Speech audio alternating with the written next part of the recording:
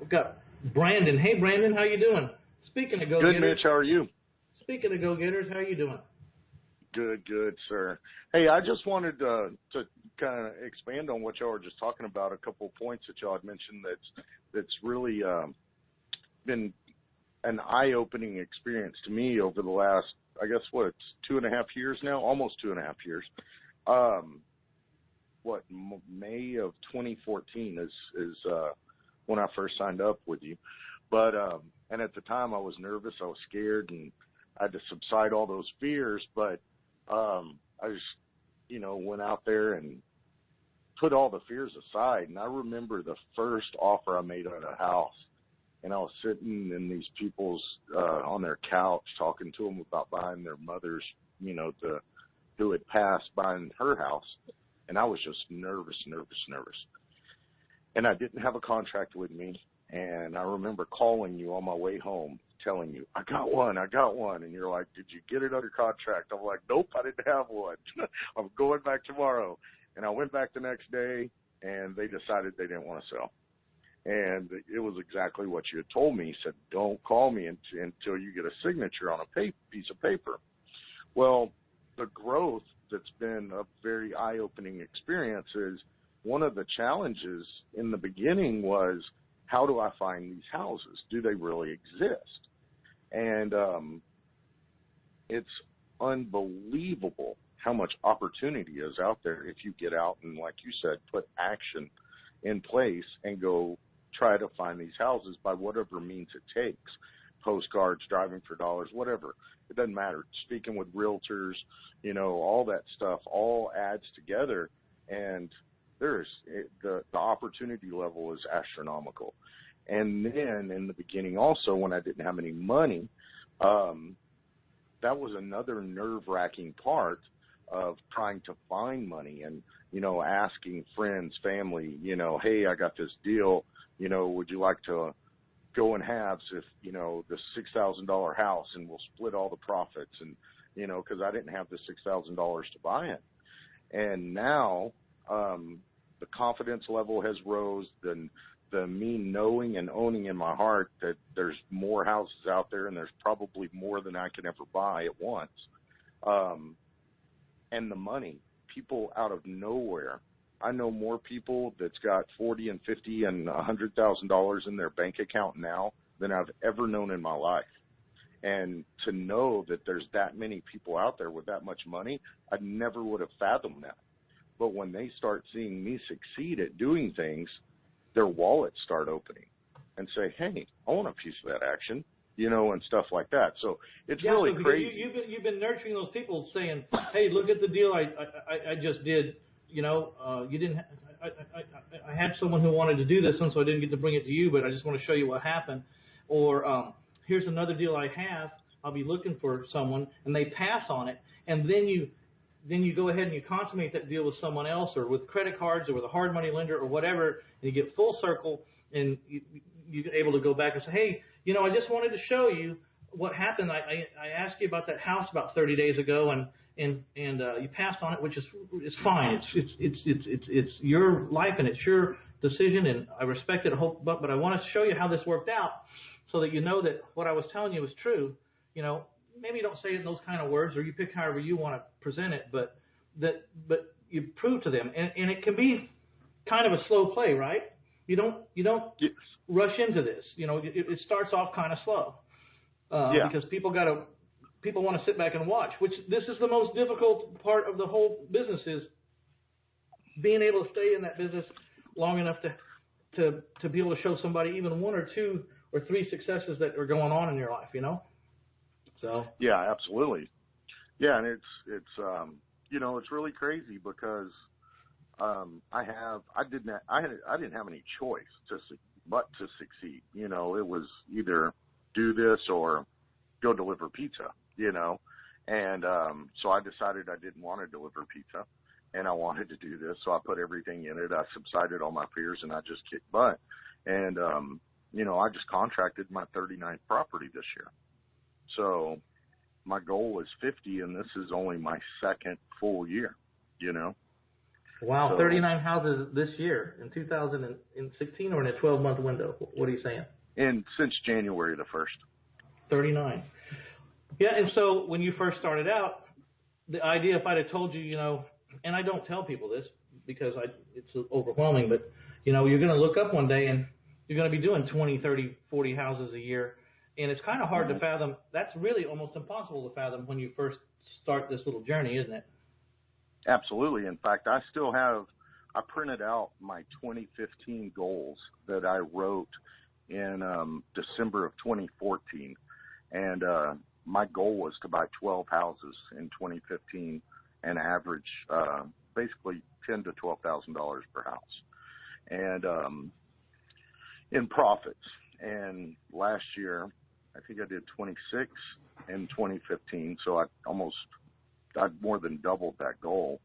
And just for grins, I decided, you know what, I'm going to try to do 50. You know, if I fail and do 45, I'm not going to be too disappointed. You know, so, you reach for the moon, and if you just get way out there in the stars, you're good. The view's good. Yeah, absolutely.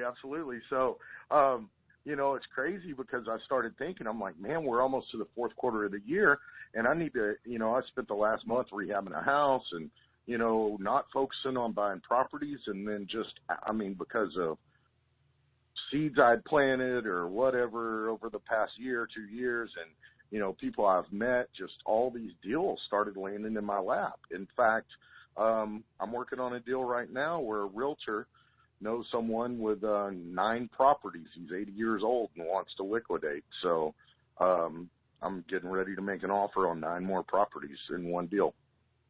Wow, you may hit the 50 before you may hit the 50. I may hit the 50 before we go to Mexico. That's good. And then I'll take the rest of the year off. No, I'm kidding. I want to point out like a little analogy because a long time ago I went to go hunting in Colorado for elk, and I was sitting on the sides of these mountains and with my binoculars, and I was scanning you know, the other hillsides looking for elk. Now in Texas, I had hunted lots of deer, and I can spot, you know, a hoof of a deer underneath a tree from a long ways away. I've done it before, you know, or just an ear sticking up over the cactus, you know, because I was acclimated in Texas to a certain kind of topography, a certain amount of distance, and a certain size of animal, and a certain look of an animal that over, you know, growing up in this region, I had become an expert at picking these animals out, and they're so well camouflaged. You know, Mother Nature's done a great job with these animals, and they know where to stand, and I don't know.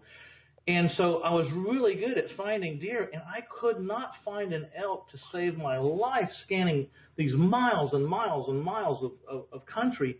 And then my guide would say, well, there's one right there. And he'd be pointing, you know, of course, he's pointing way over this valley onto a mountainside. And so the finger pointing doesn't do much except get you kind of in the general direction of where this animal's supposed to be standing. And you know, he's saying, it's right by you. See that clump of trees and this over there? Go a little bit up and to the right of it. And, you know, and I could not see the elk. I couldn't see it. And I said, is he in the wide open, or is it just his torso, or you seeing just his head and the rack of? I mean, what do you see? He says, no. He says he's his whole body's out there. And I said, you've got to be kidding me. There's an elk standing over there with whole body, and I got my binoculars, and I cannot find him. And then all of a sudden, the elk came into view, and what happened was all my references came together. Like, oh, that's the size that they look like on a hill from that far away. I was looking for something, you know, bigger, bolder, and was not used to the distance, was not used to the size of this animal, was not used to the color of this animal. And when I finally got that elk into focus, right after that moment, I was able to start seeing all the elk that he would point at. But somehow there was a reference that I needed. So what you're talking about, not knowing there were so many deals out there, or like Bill's talking about, you know, I just hadn't learned to recognize those zero hab houses, is because he's never had the real life experience of finding one, seeing one through the binoculars or through the microscope, if you will. And so I think that's what happens is we're out here looking for a Sasquatch of sorts. And some people say they don't even exist, that this is all a pipe dream and, it's just some guy trying to sell something. And those deals aren't out there. And all of a sudden, you spot one Sasquatch, and then all of a sudden, and there's another Sasquatch, and there's another Sasquatch, and there's another Sasquatch. And people are saying, no, those kind of deals don't exist. You go, yeah, they do. And they're by the hordes. You just haven't learned to pick them out of the brush, You just haven't figured out what they look like. And so that's kind of a oddball analogy, if I don't say so myself. But No, but you're absolutely right, because, my wife, of course, was skeptical in the beginning as well, and now it's funny because she'll come home and go, hey, did you ever see the house that had all the trees growing up around it on this street? And and it's funny, and I'll say, oh, did you get the address? She goes, actually, I stopped and wrote it down. I turned around and went back and wrote it down. Yeah. And that kind of alludes to the just another tiny little thing that's happening in your life, that after 2 to 2.5 years, you're training people around you, be them realtors or private people or even your own spouse, to start to recognize Sasquatch themselves. And the more people that know that you're looking for that animal will start to bring you leads when they think they've had a glimpse of one, and what area it's in. And so I'm not surprised that at about the 2-year mark that you started having houses come to you instead of you having to go out and drag every single one of them back. First year, it's a surprise to me, though.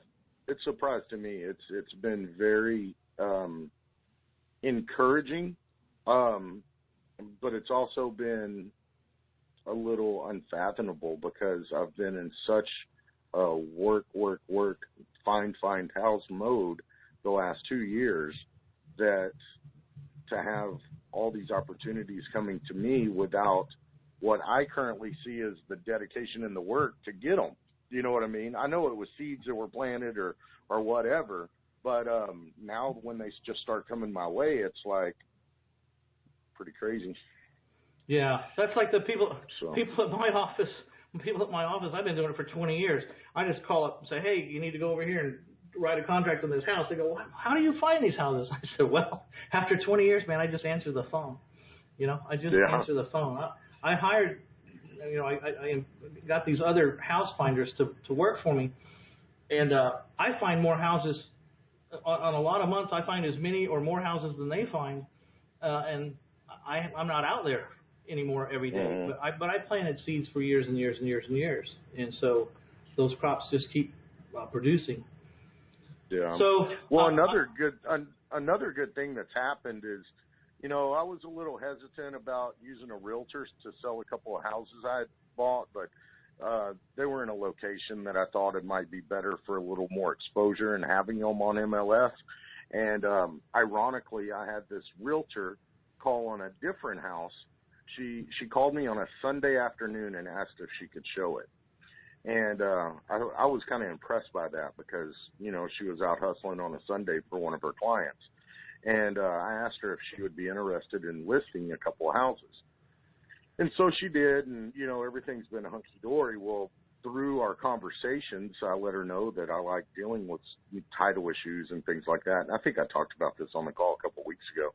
But she's the one who introduced me to the gentleman with the 9 properties, And that came about because she said she had a friend who had a house she had been trying to sell for a couple of years that had some title issues, and thought I might be interested.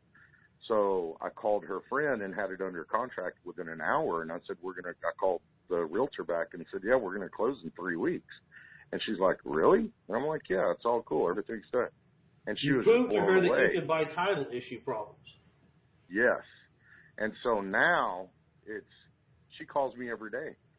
Brandon, what about this? Oh, because she grew up in this whole little specific area. And she's like, oh, I forgot about this one. Oh, I forgot about this one. And so now those commissions that I paid her, which wasn't much on these 2 tiny little houses, have tenfold, paid off just in the lead she's bringing me. Well, then one of her coworkers called me today and said, I have a house we're trying to sell that has a missing heir, and we can't close until we find it. And she goes, would you be interested in buying it or trying to, my buyer's going to back out. So I said, yeah, give me 48 hours and I'll see what I can do. Well, I found the missing heir, talked to him, called her back, negotiated the contract down, and I'm going to buy that one. That was my 39th one. Wow. All because of some special software that helps you find some people and the talent to use it, and you put in your time with that software. And finding people is a very important part of this business. And it's not, you don't have to have it. And I didn't have that software, or didn't have that. I hadn't found that piece of the puzzle for many, many, many years, and I was still doing a lot of houses. But boy, does it open up doors when you add that extra tool to your back pocket and being able to skip trace and find people. And I mean, it's a bit of a talent, isn't it, to find people? Because sometimes you got to go through relatives. When you're talking to relatives trying to find a lost heir, they don't know what your motive is. I mean, there's just a way you have to learn to talk to people so that they'll give up where their relatives live. Because a lot of people think it's a scam. They're like, is this a scam? What is this about? I don't believe you. And, so you're right. You do have to learn to talk to them. And I think doing it, the first time's a little nerve-wracking, but after you've done it once or twice, you learn how to answer questions correctly, and you learn how to put people at ease, of what you're trying to do, and that you're not trying to be out there for, some ulterior motive. Over. Yeah. You're actually trying to help, and that's what I explained to them. I'm like, listen, I'm only trying to help the family, and if we don't get this done, then the probability of losing this property at some point in time is very high. And if we can work together and get this done, I can get the family something without losing it. Yeah. So anyway, it's been a great journey so far. It's pretty awesome, and can't imagine where I'll be 10 years from now. I just can't even imagine. Fathom it. Come to me and I'll talk to you about where you're going to be. On a beach in Mexico. Yeah. I may only. You're probably going to pass me, so I may only be able to take you like to the stars. You'll probably end up on the moon. But whatever. Anyway. All right, my friend. Anything else going on? I appreciate it. No, I appreciate everything. No, thank you very much. All right, man. It's always a pleasure to talk to you. That's Brandon. Boy, what a change in life. 2.5 years for him. Unbelievable. The guy is, I don't know. The only thing I can think of is exceed. The guy's exceeded my expectation, his expectation, and we had expectations. It's not that we didn't have any expectations, that we had low expectations. We just, you never know. You never know what a difference a year or two makes in your whole life.